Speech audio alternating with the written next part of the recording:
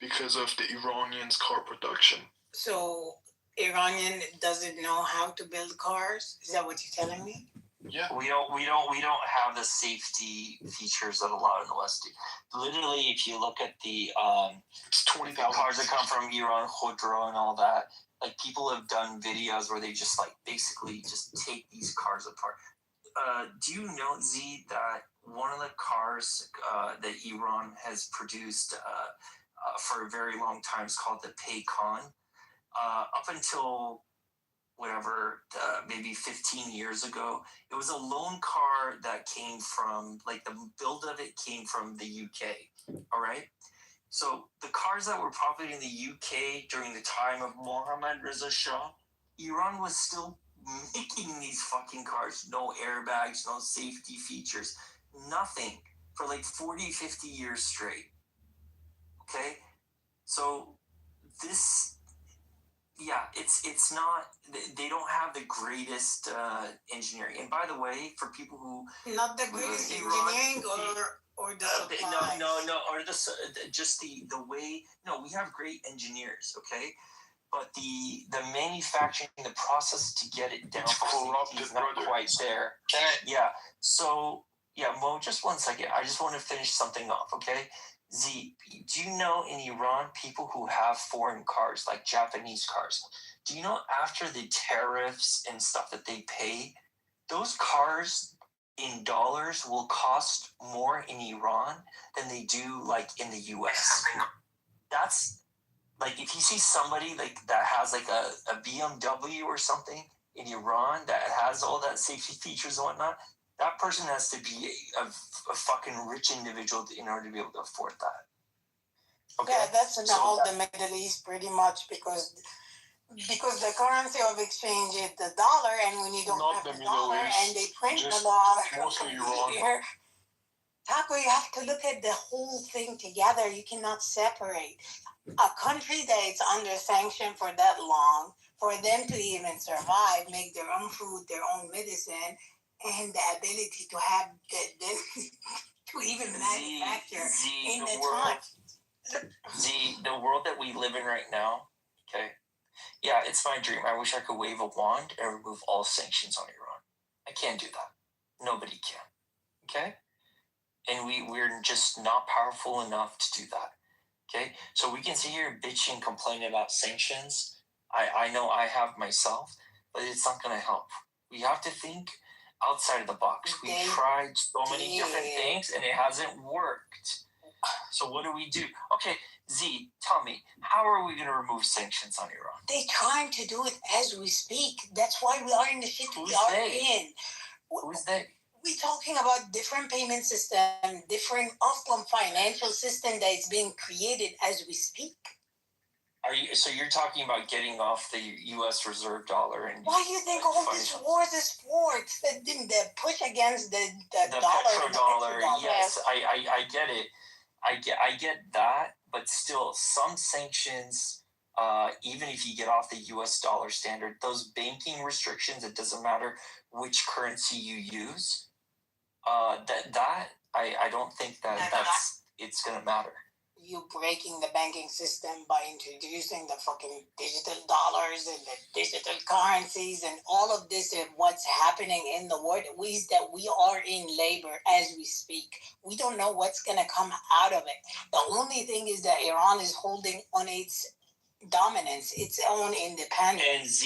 And Z, you know what? If that is happening right now, then the path that I was discussing, that could be worked in parallel with that.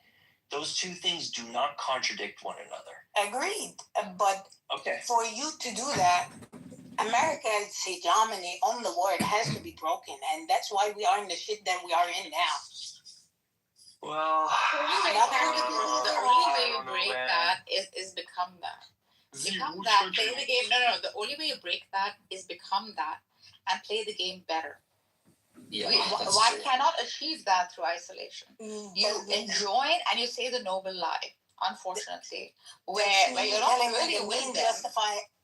The mean justifies the end, and that's not the right way because you're going to produce the same system that you're already fighting it. it's not the right world that we want to be in for us and our children. Okay. It's a temporary system, right? Like, I mean, Can we get the opinion of some other people who come on stage? I know Mo wanted to say something, and Sadaf, Ace, Sally. Let's see. Let's get some other opinions, and we'll go back to what we were talking about. Mo, go ahead. Yeah, thanks a lot. I mean, I a little bit doubt about the solution that you tried to expand. However, yeah, I can understand it.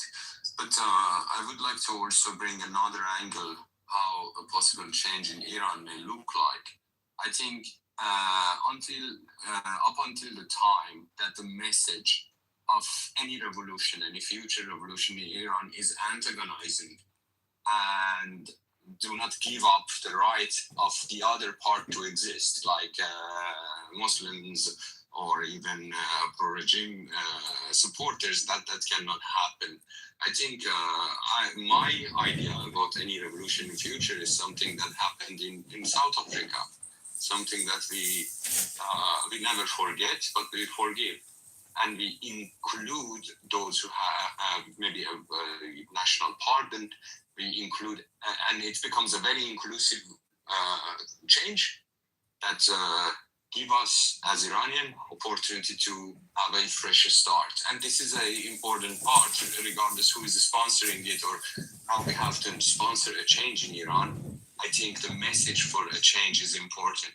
And that's why, for instance, personally, I cannot support those who support military campaign or Pahlavi at the moment, because they are not inclusive. Their understanding of the political realm and life of people in Iran is so limited to part of Tehran, and it doesn't include from Tehran too. But a few years ago, I made a trip after the Zanzandi Azadi to Iran, back with the family. Tehran is like probably the hijab is gone, but when you go 100 kilometers to another city like Kashan or something, you see the proportion changes. And I just wanted to emphasize on a message for a change and future of Iran that has to be inclusive and some maybe South African type of movement. Thanks so much. Yeah, and to echo what Mo was saying, there's a really good book called The Iranians by Sandra Mackey. If you guys ever read this, my uncle gave it to me, and like when I was in high school, I read it probably 3-4 times. And one of the things that she describes in there is that one of the downfalls of both Reza Khan and Mohammad Reza Pahlavi was not taking the clergy seriously. Okay? When you have to realize in any country, when you have a strong portion of your population that's very religious, they look at your politics, okay, but they don't answer to you. Ultimately, they answer to their God. And a lot of them are willing to die for those beliefs. So in order to have the future of Iran, it has to be respectable, like Mo said, to even those religious peoples. You have to be able to be tolerant and respectful to people that you vehemently disagree with, whether it be by your religion or your politics or your ethnic groups or whatever. If there's not that level of tolerance, then Iran, as it stands now with its current borders, will not be able to survive. That's my opinion. Hi, Emrose, welcome. any guys. This is Magus here. Put me in your queue, Dr. Taco and Dr. Narges. I got you, Magus. Look, we're just gonna go down the order. Ace, are you there? Okay, looks like Ace isn't there. All right, let's go to Sally. You guys go ahead. I'll jump in. Okay. All right, thanks, Ace. Okay, Sally, are you there? Yeah. Can I talk? No. We're gonna go. Luca can go first. It's alright. Okay, all right. We'll go to Luca then. Go ahead, Luca.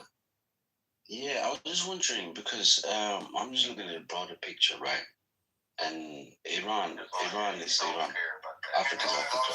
So I don't know. I'm not Arab. But obviously, I should just bring Iran to just Arabs because we just you see.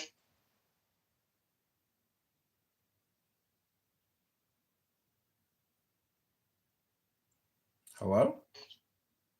Do I know individuals, Arabs? Yeah, individuals like Saudi Arabians and Moroccans. Yeah, I do individuals. But Iran, I'm just wondering, what is it with Iranians? They're very sophisticated, very sophisticated. And now, when I think about it, I don't think they're winning the war. I think they're behind the war.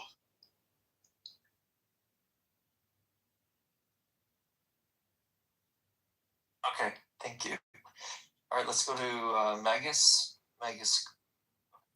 Yeah, so I was looking at Times of Israel earlier, and they're saying that you know, Trump and Netanyahu have to determine who the next leader is. But just the fact that the Ayatollah has been assassinated and other major, executives on the high command have been executed. You don't know if he was. You don't know. He wasn't there.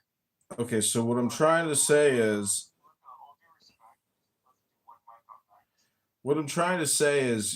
even just based on my analysis of the news, if the news is even accurate, I'm just trying to say that it seems like, this settles old scores. And I don't think a land invasion is happening. I don't think like a massive multi-pronged attack. Like they basically they have been pulling off like top secret James Bond covert operations. And the three major operations, one is in Venezuela, the other is in Lebanon, and then the third is now in Tehran, Iran, and other cities in Iran. But they have like avoided the type of total invasion like Afghanistan and Iraq.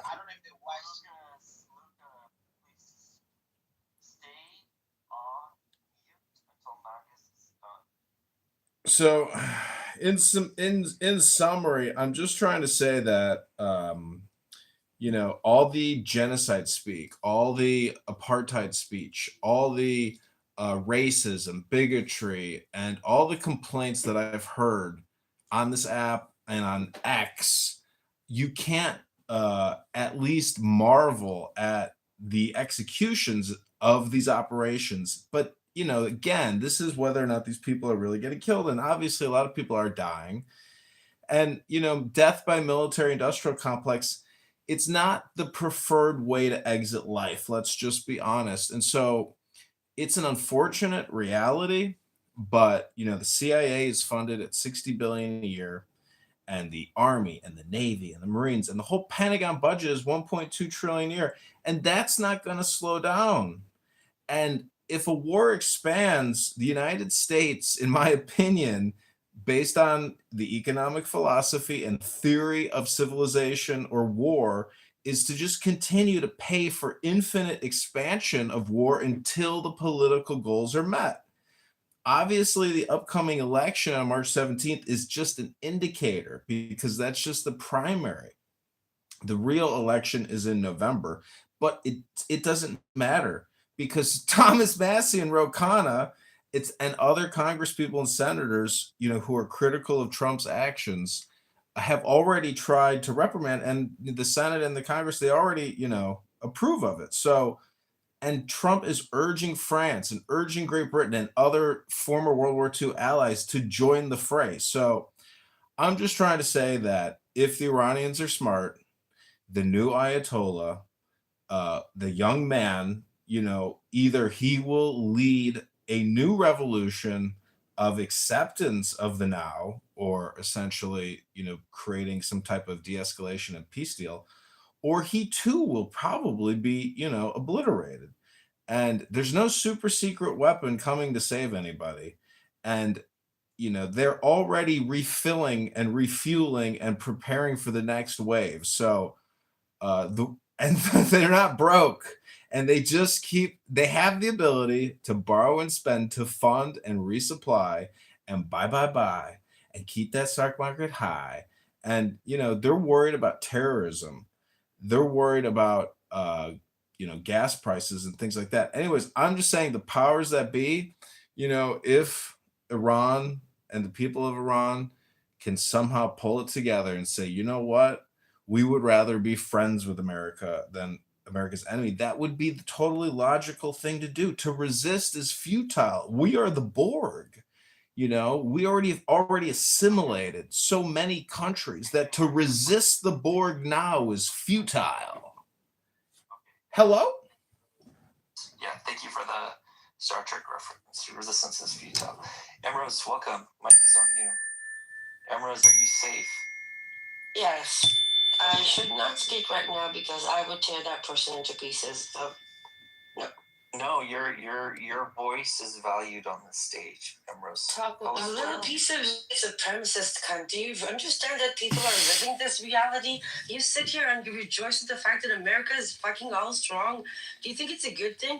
Vanity? Have you ever heard the story of Narcissus? This is how you will end up self-imploding. And please understand, two of the people, at least that I know on this panel, are terrified of families that are currently there. Acid rain is not power, you motherfucker. It's evil. I don't know how you can listen to this, Taco. Seriously, Nargis, I'm sorry. Nobody should have to listen to a motherfucker talking like that about his family being in fucking danger. Who the fuck do you think you are? Who the fuck do you think you are? This is your tax dollars paying to make it rain acid on a city of millions of people. Did you hear what Trump said yesterday? Death and fury. Literally saying, I will create conditions of life aimed at the physical destruction of a population in whole or in part. And if somebody somewhere down the line says there's no fucking intent, do you not see where this is going? I can't. Jesus. Okay. Thank you, Emrose. Cool. Okay, go ahead, Sally. I appreciate. What I wanted actually to say, it was in regard of what options he was talking about eventually Iran in the future, currently the relationship between Iran and the West. Yeah, we're talking about the US. I think if you want to actually make a stable relation with Iran, is just like RCGI. It's just not a military power in Iran. It's the main center of the economic and industrial owners in Iran. They basically own the whole economy in Iran. So, and I believe if you have earned enough money through holding to the power, at one point you won't just go one step back and let other people fight for you because you can buy them with the money. So I believe throughout these last 47 years, there are a lot of RCGI and inside military people in Iran that they change their position to become a powerhouse and Families that are currently there. The money that they call it. Is not power, you If the US wants to actually make a change in Iran, I mean, like having a relationship with them, making sure that this, whatever is in Iran is in power, wants to have a connection with them, they have to hit those people. The people that wear suits and actually running Iran behind the cover. I don't know who they are, but most likely the best intelligence organizations in the world know or have a good assumption who's this people. My idea is that whatever changes happening in Iran is something that kind of been supported from a group of the powerhouse in Iran, who a theocracy government just limits their money making. So this whole chaos was kind of also I know this maybe sounds like conspiracy theories. I have no proof of this, but I believe that people that was actually in the power in Iran, they just hit the limits of their money grabbing potential. And he was actually making a good point. If Iran become a good, if Iran have a good relationship with the West and all the sanctions go away, just imagine how much money they can make. Do you think you can encourage somebody to have a good relationship with you when you bomb them and you kill them and you destroy everything they know? Like, think about it. Do you have a good relationship? No, Iran didn't. The regime did a lot of bad stuff, but the regime is not the Iranian people. And right now, the people suffering the most are the Iranian. Yeah, but that's 20 to 30 million enemy combatants. The IRGC has 20 million active soldiers prepared for war.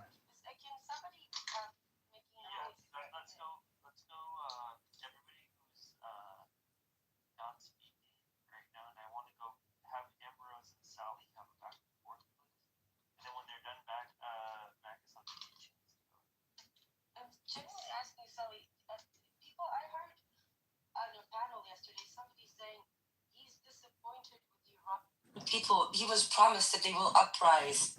I don't understand if people understand what it's like to see the dystopian images right outside your window that Iranians in Tehran had to watch the past week.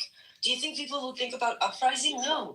They will think about surviving, and they will think about hating anybody that put them in that situation. I mean, what do you expect them to? Oh, you were so kind to me by bombing me and ruining everything that I know. I will now like to be your friend. Ambrose, don't misunderstand me. I fully denounce this war. I don't want anyone bring my country democracy with the bomb, which is just false. Democracy doesn't exist in the West. I don't want any of that, and I know it's the people that pay the price of this war. But for the people in power, neither in Iran or US, they doesn't care about us. All they think is how I can make the potential positions to make even more money. As I say, what is she? No, but what is she? What is she? What's she? What do you mean? What do you mean, Luca? Can you ask? Yeah, look, I don't know what you meant by. Listen, a war is just two opposing funeral services. It's not total war. It's all a bluff. It's just a bluff. Nobody wants to destroy nobody. And the truth is, it's a funeral procession. And you guys are taking it into a megalomaniacal drama of epic proportions. You know, control your screeching and learn how to do some transcendental meditation. And maybe, you know, you won't have so much personal anxiety and conflict and friction in your life. Hello? Every word that you say, every word, every time you open your mic and you guys, one mic on me for a second. 1 second, Sally, please. Okay? We're not going to do 8 people talking at the same time. All right? When I call on you, please speak. Please keep it brief. And we'll have a back and forth, okay? So let's go for Sally for 60 seconds. California was like 8, 9, 10, 11, 12, $13 a gallon. Marcus or Emeralds that want to reply, 60 seconds, okay? Go ahead, Sally. I appreciate it. I just finish what you were saying. Every time you say something, it just shows me how much ignorant you are about what's happening in Iran, what's actually the nature of this conflict, and what's actually okay, you're just someone that just watch all the news and believe everything they say. But back to my point, and I actually want to talk or anyone that has more knowledge into this, just enlighten me more, because as I just said, and I was come to just making adding. I tried to enlighten you by saying, you know, do some meditation, but I'm not a TV dummy like you think I am. You're projecting. You're not dumb, brother. You're not dumb, brother. You're trying to wrap it up. I appreciate it. Go ahead. I just want you to know your opinion about this idea that yes, RCG is the main economy powerhouse in Iran, not just the military, and how that can eventually like connecting to the people that actually running RCG, the showrunners. Like, for example, I'm not sure, but for example, let's say Larry Jani and his family and his circle, group of people that was in the circle of the supreme leader, and the amount of money that they summed up throughout these years is just huge. They have a lot of money that they maybe don't know what they want to do with those money for the future. Okay, I think I understand your question. I'm going to defer answering it to Mo. I think Mo might have a good answer. Mo, go ahead. 2 minutes to answer Sally's question. Yep. Actually, denying corruption in Iran is absolutely wrong.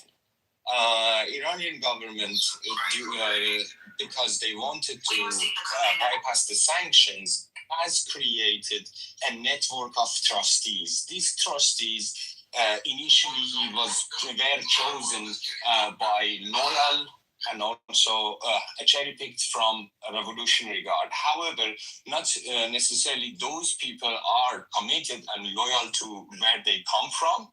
And that problem also exists. I do not entirely blame that part to the sanctions. However, I believe sanctions played a role in exacerbating the corruption in the system. So part of more pre-revolution, part of initially Revolutionary Guard members were cherry-picked and picked to take over certain deals. And, because Iranian government didn't want to expose, and there was no transparency, because you cannot bypass sanctions transparently because they gonna blind it. So the corruption increased over the time, and that's a real issue in Iran. Just wanted Bingo, bingo. Well said. This is what you guys need to talk about. Bingo, bingo, bango. We haven't even gotten to Rumi Jalal al-Din. When do we get to the Rumi poetry, the good part of the show? You're funny, Magus. Okay, I want to hear for some new voices. Let's go to Amir. Amir, are you there? Yeah, hello guys. Hello, Amir. If you'd like to speak, 2 minutes on you, uninterrupted. Go ahead, Amir. Yeah, sure. First of all, I can hear some voices that say, actually stop this war. It's the ISIS weighing on the head of people. But, this decision has been made. This regime, this Islamic terrorist regime should go. And Israel and US taken this actually. Remember 2 minutes. He gave you 2 minutes. Only 2 minutes. Okay, remember me. Hey, Luca, please. Okay, why are you interrupting me? I can actually understand. You always forgetting me. You always forgetting me. Okay, please shut up. And this decision has been made, and they know what are they doing. The reason that they are going to Iran to actually attack Iran is not just actually saving Iranians from this pathetic regime. It's not that's it. It's because Iranian people is the only nation in the region that are not have not tied with Islam in compare of other countries in the Middle East. And Israel, especially Israel, know that people in Iran, not all of them, at least 70%, about 60 million of them are actually Iranians through Persians. And they want actually to be back on Israel. And Israel know that. And Israel wants this ally in the region. And this decision has been made. But those who are actually saying this war is not good for people want that. People want to get rid of these bastards. Okay, let me moderate this. Amir, I'd like to moderate real quick so people understand what you're talking about. To you, personally, what does getting rid of